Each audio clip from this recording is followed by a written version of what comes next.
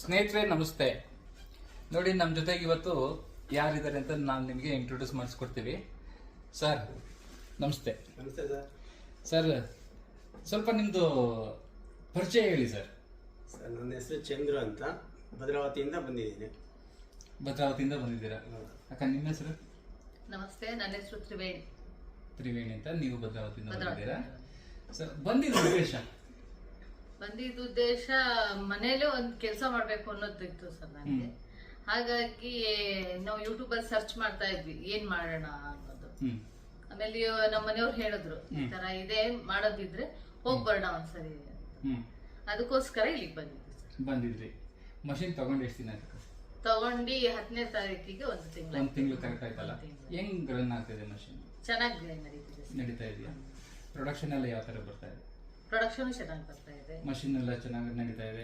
Production quality ಹೆಂಗ್ ಬರ್ತಾ ಇದೆ ಸರ್? ಕ್ವಾಲಿಟಿ ತುಂಬಾ ಚೆನ್ನಾಗಿದೆ.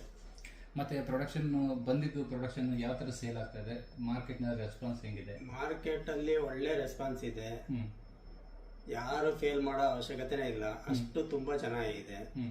ಕ್ವಾಲಿಟಿ ಚೆನ್ನಾಗಿ ಬರ್ತಾ ಇದೆ. ಮಾರ್ಕೆಟ್ ಅಲ್ಲಿ ಒಳ್ಳೆ ರೇಟಲ್ಲಿ ಕೇಳ್ತಾರೆ, ಹುಡಿಕೊಂಡು ಬರ್ತಾ ಇದ್ದಾರೆ. ತುಂಬಾ ಚೆನ್ನಾಗಿದೆ ಸರ್. ಈ ಬಿಸ್ನೆಸ್ ನ ಕೆಲವೊಬ್ರು ನೆಗೆಟಿವ್ ವಿಡಿಯೋನು ಹಾಕಿದ್ದಾರೆ ಕೆಲವೊಂದು ಯೂಟ್ಯೂಬ್ ನಲ್ಲಿ. ನೀವು ನೋಡಿದ್ರಾ? ನೋಡಿದ್ದೀನಿ. ಏನ್ ಅನ್ನಿಸ್ತು ಅವ್ರು ಮಾಡಿರೋ ಕೆಲ್ಸಕ್ಕೆ?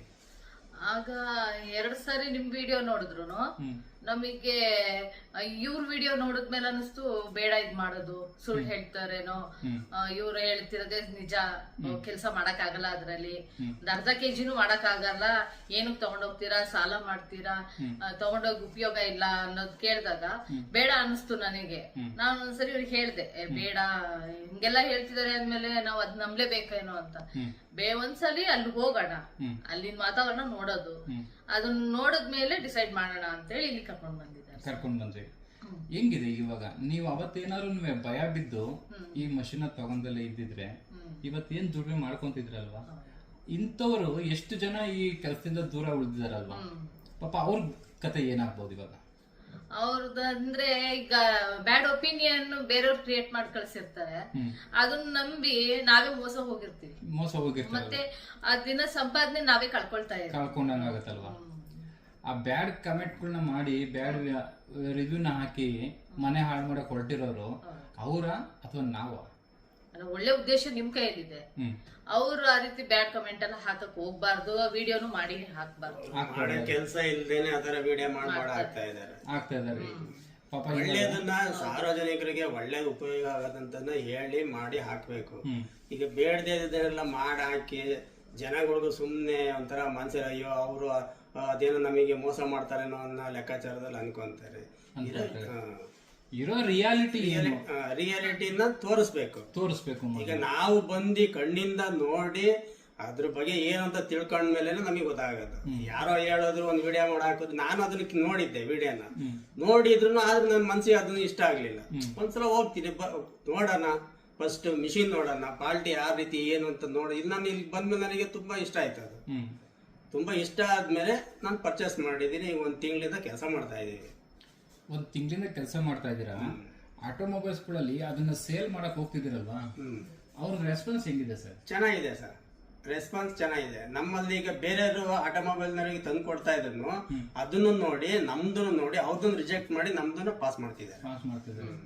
ಇದಕ್ಕೆ ನೀವು ಯಾರಾದ್ರೂ ಡೈರೆಕ್ಟ್ ಆಗಿ ಬಂದು ನಿಮ್ಮನ್ನ ಮೀಟ್ ಮಾಡಿ ಈ ಕೆಲಸ ಹೆಂಗ್ ಮಾಡ್ತಿದ್ದೀರಾ ಅಂತ ಏನಾದ್ರು ನೋಡಕ್ ಬಂದ್ರೆ ದಯವಿಟ್ಟು ನೀವು ಅವ್ರನ್ನ ಅಲೌಡ್ ಮಾಡ್ತೀರಾ? ಮಾಡ್ತೀವಿ ಸರ್, ಖಂಡಿತವಾಗ್ಲೂ. ಅವ್ರು ಯಾರೇ ಬಂದು ನಮ್ಮ ಹತ್ರ ಏನೇ ವಿಚಾರ ಕೇಳಿದ್ರು ಇದ್ರ ಬಗ್ಗೆನಲ್ಲಿ ಮಾಹಿತಿ ಕೊಡ್ತೀವಿ. ದಯವಿಟ್ಟು ನಿಮ್ಮ ಫೋನ್ ನಂಬರ್ ಹೇಳ್ಬಿಡಿ ಸರ್. ಹಂಗೆ 7204098757 ಚಂದ್ರು, ಭದ್ರಾವತಿ. ಕೇಳಿಸ್ಕೊಳ್ಳಿ ವೀಕ್ಷಕರೇ, ಇದು ನಿಜವಾದ ರಿವ್ಯೂ. ಈ ಒಂದು ಬಿಸ್ನೆಸ್ನ ಮಾಡಬೇಕು ಅಂತ ಇಷ್ಟ ಇದ್ದು ಅದಕ್ಕೆ ಭಯ ಬಿದ್ದು ಯಾವೊಂದೋ ಬೇವರ್ಸಿ ಮಾತು ಕಟ್ಕೊಂಡು ಭಯ ಬಿದ್ದು ಈ ಬಿಸ್ನೆಸ್ನ ಬಿಟ್ಟು ಅವ್ರಿಗೆ ಅವರೇ ಮೋಸ ಮಾಡ್ಕೊತಾ ಇದ್ದಾರೆ. ಇದಕ್ಕೆ ನಾವೇನು ಮಾಡೋಕ್ಕಾಗೋದಿಲ್ಲ. ಉದಾಹರಣೆಗೆ ಇಲ್ಲೇ ಇದ್ದಾರೆ, ಮಷಿನ್ ತೊಗೊಂಡೋಗಿದ್ರು 1 ತಿಂಗಳ ಹಿಂದ್ಗಡೆಗೆ, ರಾ ಮೆಟೀರಿಯಲ್ ತೊಗೊಂಡೋಗಿದ್ರು, ಸೇಲ್ ಮಾಡಿದ್ದಾರೆ, ಅದ್ರದ್ದು ರಿವ್ಯೂ ತೊಗೊಂಡು ಅವ್ರು ವಾಪಸ್ ನಮ್ಮ ಹತ್ರ ಮತ್ತೆ ಬಂದಿದ್ದಾರೆ.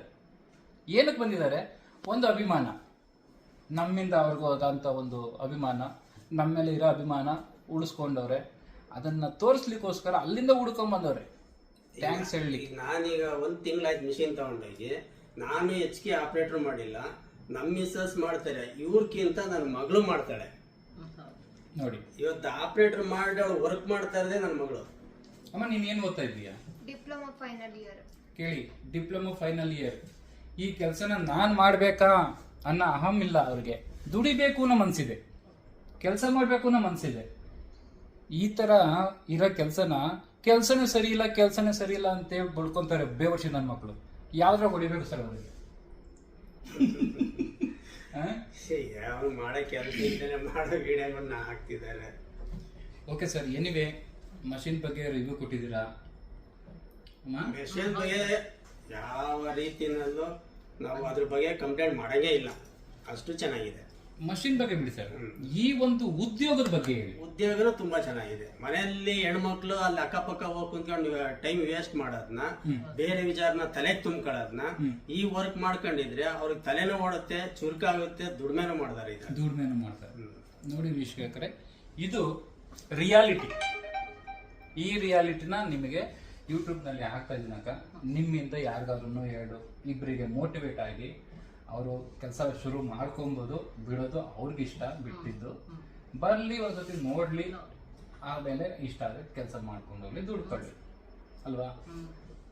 ನಮಸ್ತೆ ಸ್ನೇಹಿತರೆ, ಇದು ಇವತ್ತಿನ ರಿವ್ಯೂ ವಿಡಿಯೋ.